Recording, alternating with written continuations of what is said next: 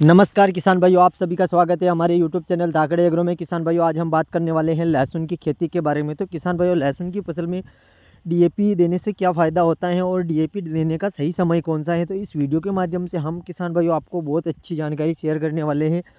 Video में आगे बढ़ने से पहले अगर आप हमारे यूट्यूब चैनल पर नए आए हो तो प्लीज़ चैनल को ज़रूर सब्सक्राइब करें और शेयर करें हमारे किसान मित्रों के साथ।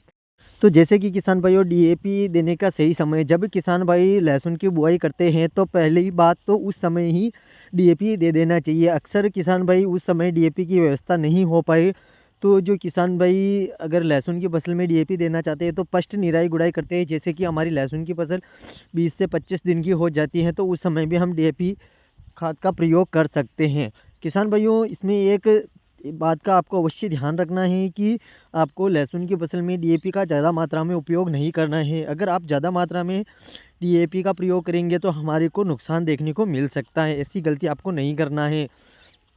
वैसे किसान भाइयों, हमें कमेंट करके बताइए कि आपके लहसुन की फसल कितने दिन की हो गई है और आपने उसके अंदर कौन कौन से खाद उर्वरक डाले हैं। तो जैसे कि किसान भाइयों, हमने जो है हमारे लहसुन की फसल में डीएपी के साथ यूरिया खाद का प्रयोग किया था। तो कितना डोज लिया था, जैसे कि किसान भाइयों हमने जो है 35 किलोग्राम तो यूरिया खाद लिया था और उसके साथ ही हमने 15 किलोग्राम डीएपी का प्रयोग किया था। डालने का समय, जैसे कि किसान भाइयों आप अपने लहसुन के खेत की अच्छी तरीके से निराई गुड़ाई करते हैं।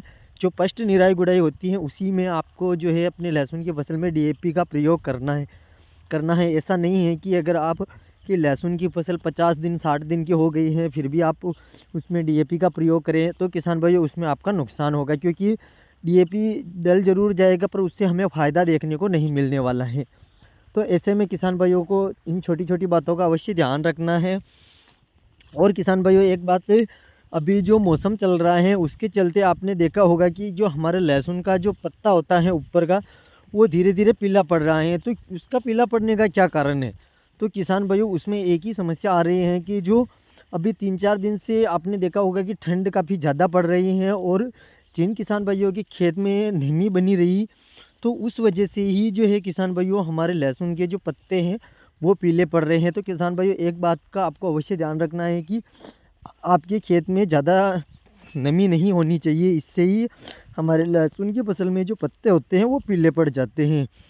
तो किसान भाइयों, आपको हमारी ये जानकारी कैसी लगी एक बार कमेंट करके ज़रूर बताइए। अगर जानकारी अच्छी लगी हो तो प्लीज़ चैनल को ज़रूर सब्सक्राइब करें और शेयर करें हमारे किसान मित्रों के साथ।